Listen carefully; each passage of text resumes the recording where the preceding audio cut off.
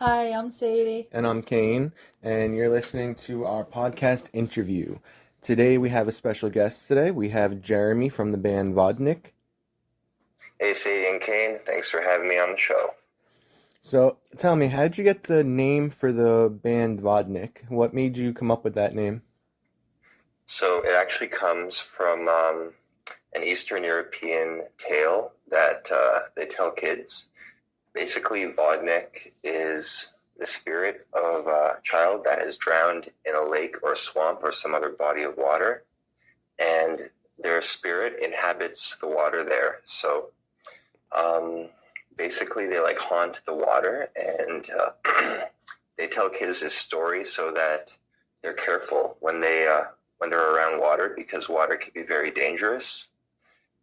So that's basically it. I thought it would be a good idea for a metal That concept. that sounds pretty cool. It reminds me of something from Death Clock. I don't know if you ever seen the show Metalocalypse, Yeah, absolutely. but it reminds me of something from there when they had the what was that, the troll episode that came out of the water?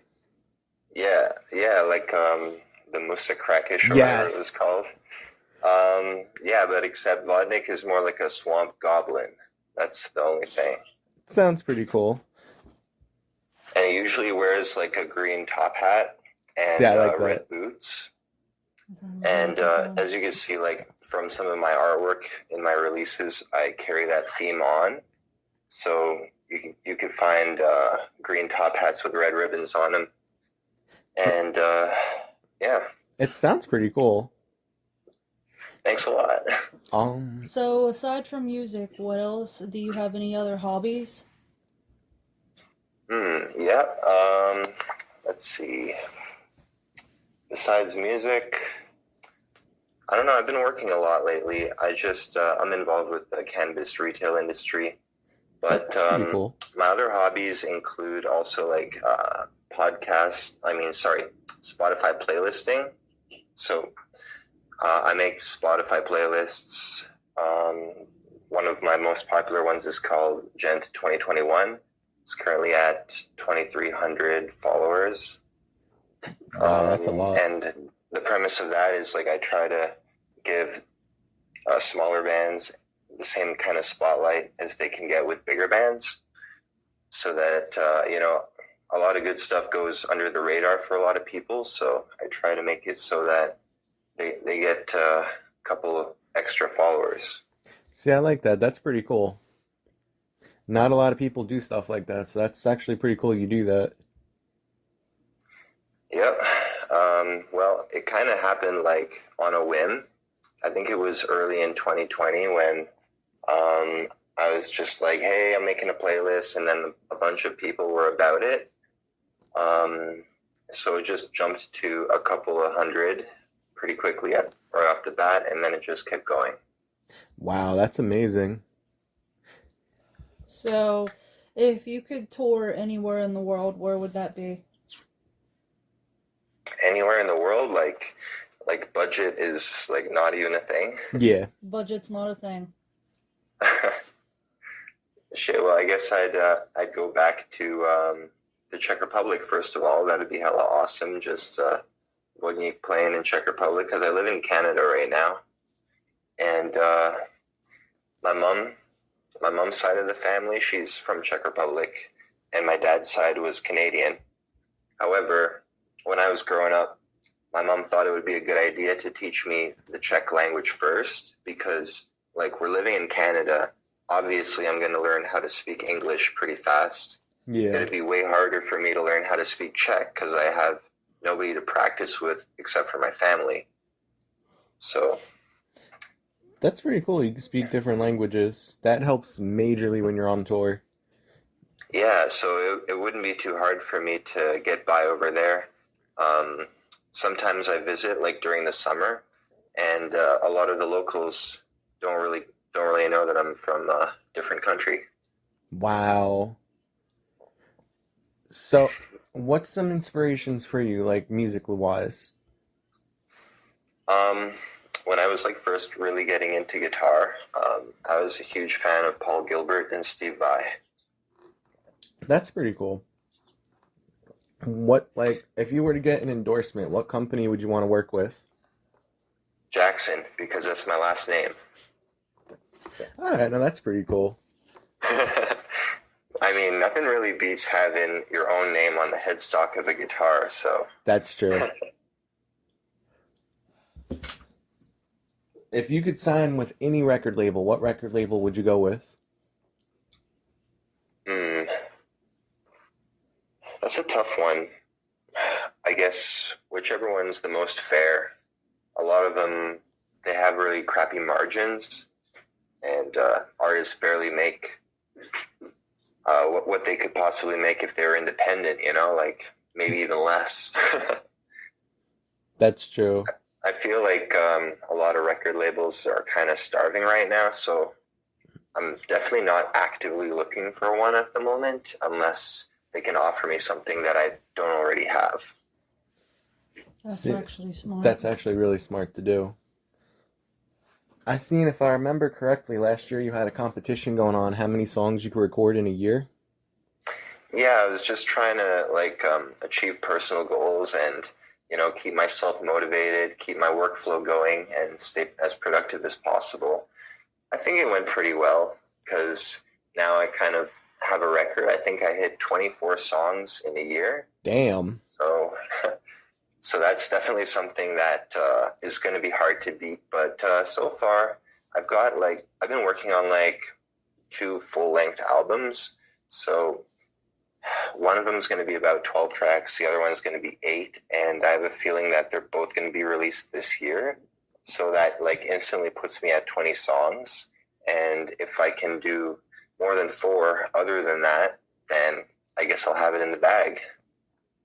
That's not bad, especially getting that many songs done in a year, though. That's actually really good Yeah. work.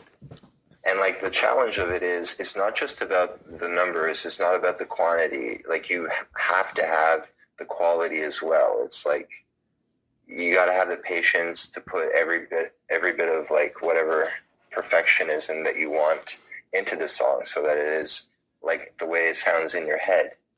And it really helps like to have a team sometimes, because one of those 2 albums is for my full band and the other one's for my solo project. But even still, like even for the solo project, it's really helpful to like work with other people so that you can focus on whatever your strengths are. For me personally, it's like my strengths are making riffs, playing guitar, writing music, songwriting, that kind of stuff. I'm not the kind of guy who invests like thousands of dollars into plugins per se. So I need to work with someone who does so that I can get my music sounding the way that like maximum quality should be. You know what I mean? Yeah. When you record, do you use like a home studio or do you go to like a studio in the area? So I use a home studio to record. It's like a really basic setup just with a laptop, Reaper, an interface, and whatever rig that I want for my guitar tones, that kind of stuff. It just goes directly into it. I usually just use headphones to track my guitars, and I set up a little vocal booth here for the vocals. As for the bass, at this point, like sometimes I program the bass using Eurobase 2, and sometimes I get a real bass on there. So like, for example, with my band, I've got a bass player. I'm going to let him take the lead there. And when I collaborate with people once in a while, sometimes they have like a really good setup, like they have a Dingwall bass or something like that they want to use. Trey Watson, for example, I've been working with him recently, and he's all about it, like if it improves the quality of the music, why not go with that, right? That's pretty cool. So let's go a little bit deeper into your music and the lyrics. Okay, so what do some of your songs mean? So, well, first of all, I would pick a topic that is important to me. And secondly, I would also try to include themes of the original tale of Vodnik, just little bits of influences here and there in the lyrics, like to go with the overall theme of my music. And I mean, like specifically for my solo project, And then other than that, it's just kind of like based off of life's lessons, dreams, my thoughts, basically, just whatever comes to mind and whatever is important to me for whatever reason. And then it just kind of like turns into um, a bunch of different concepts and ideas, which are as progressive as the nature of my music is in the first place, because it is progressive metal. So I try to, be consistent with that theme of progression and keep it interesting and flowing. That's pretty cool. What's the name of your solo project? It's Vodnik, Vodnik. Some people would just call it Vodnik. I don't mind at all. Um, and my YouTube channel is called Legendary Vodnik. I also post up music videos, lyric videos there. I also make YouTuber style videos where I give away stuff. I made one where I gave away a $2,000 guitar, and I also God, made another one where I gave like $1,000 away to different homeless people. God damn. And then other than that, I do like social experiments and reviews and stuff. So at the moment, I'm trying to get to 1,000 subscribers so that my channel can get monetized. So I would highly encourage anyone to just head over there and toss one up for me. I'd highly appreciate that. Okay, I'll do it right now. That Sadie's going to do it right now. Thank you, Sadie. You're welcome. What's it called now? Legendary Vodnik. Hold on, I'm gonna need you to spell that. Okay, it's V. Vodnik. Yeah. Does it got a logo of a V? Yeah. Yep. The dark green V. Yep, subscribed. Cheers. Thanks so much. You're welcome. So we discussed the company that you would want to have an endorsement deal with, but what kind of style guitars do you like the most? Like the V styles? I know you like Jackson. They have the RRV, the King Vs. They got a lot of different styles of flying Vs out there, and the Soloist, the X shapes. What's your personal favorite? So, my favorite guitar since about 2009, when I discovered it, has been the 7-string version of the Ibanez Zyphos. I used to, listen to Necrophagist a lot, and I still do once in a while, but when I saw them live and I heard Epitaph and their crazy guitar solos that have neoclassical influence, I was just hooked on that style for soloing, and just to have that bit of inspiration, I decided to drop about 1,300 on the 2007 X-Shape Zyphos by Ibanez 7-string version. So that one's been my favorite one for a very long time. But I really also have an appreciation for the Stratocaster style shape. It's just very comfortable and versatile. You could do a lot with it. It looks great in lots of different colors, and it's just really, I don't know, practical beauty, I'd say. What kind of pedals do you like to use? Like if you had to choose one pedal to work with for the rest of your life, what would you choose? So I like those rack mount style processors by Line 6 or by Fractal. Currently I'm using a Pod HD Pro X. It's a multi-effects processor, and I get pretty much any tone that I want from that. I'm very satisfied with the product. It's basically just like an Axe FX, except a little less expensive because, budgets. Yeah. But I'd say either that or an Axe FX, that kind of stuff. I don't know. I just like the digital sound. I'm not much of a tube guy or whatever. I just like that really digital, nasty, low, clear guitar tone. Sounds pretty cool. I'm gonna have to check that pedal out. What kind of amps do you use? That's the thing. I don't really need to use amps. I would normally just take my multi-effects processor pedal and go direct into something, whether it be like the house monitors, house speakers, or if I'm at home, then I just use headphones. Wow, that's actually pretty cool. Yeah, it like makes it so that not only are you not like you don't have to mic an amp to get a stereo sound, but you can just like naturally get 100% clear stereo sound all around the venue without any feedback. Wow, that's definitely a lot different. It's a lot easier to set up too. You ain't got to worry about carrying amps with you or anything, it sounds like. Yeah, it's like literally two cables. I And the see that. sound guys appreciate that too, you know, it makes their job a lot easier. It's a lot easier for them to control the volume too.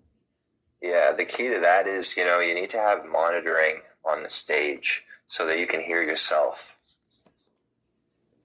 So, have you, I know you've probably toured before. How was touring life for you? You know, like I never really went on like a tour that was longer than like 5 days or maybe like a week. So, you know, I did it strategically. I took it in small doses and, you know, just went over like one province and didn't really drive like more than like, I don't know, more than a day just That's to not keep it manageable. So that's I not don't know. that bad. We stuck to mostly like Ontario and Quebec. That's pretty cool. If you could tour with two bands in the world, what two bands would you choose? Hands down, that would be Vildiarda and Reflections. They're just, they're just like family to me. What can I say? See, that's pretty cool. I like when you have family. It's nice to go on tour with each other. It makes it more of a like a unique occasion. Yep, it would really be something. It'd be like probably one of the most heavy and devastating tours in the past couple of years because of the whole COVID thing. I'd say so. There hasn't been a lot going on. Is there anybody you want to give shout outs to? Family, girlfriends, boyfriends, friends? Um, yeah, I'll give a shout out to my girlfriend, Adriana Lahatch. We have a side project together called Rhombus. We're also working on like some music there because it's like a mix between pop punk and gent. You can check that out. Let's see. I'll give a shout out to my mom because she's awesome and really supportive. I'll give a shout out to all of my patrons who have donated on Patreon and support me that way. I highly appreciate that as well. And to all of my subscribers on whatever platform, whether it be YouTube, Instagram, Facebook, I appreciate you guys. And it's really like helping things move on for me and helping me to live my dream. Is there anything else you want to say? Any closing words? Um, well, I appreciate you guys having me on your show, and I'll Thank be you for coming on it. happy to come back for another one if you have any more questions or any other topics that you want to talk about. Happy to come back. Thank you for being on the show. Oh, I and the last thing also that I want to say is I've got a single coming out with Trey Watson on April 10th. It's called Bottoms Up, and I hope you check it out and my other stuff on Spotify as well. all right. That's gonna be pretty cool. I can't wait to hear the song. Yep, I hope you dig it. Thank you guys for listening. We had Jeremy from the band Vodnik on here. I'm Cain, I'm Sadie. and thank you guys for listening to Cain and Sadie's interviews.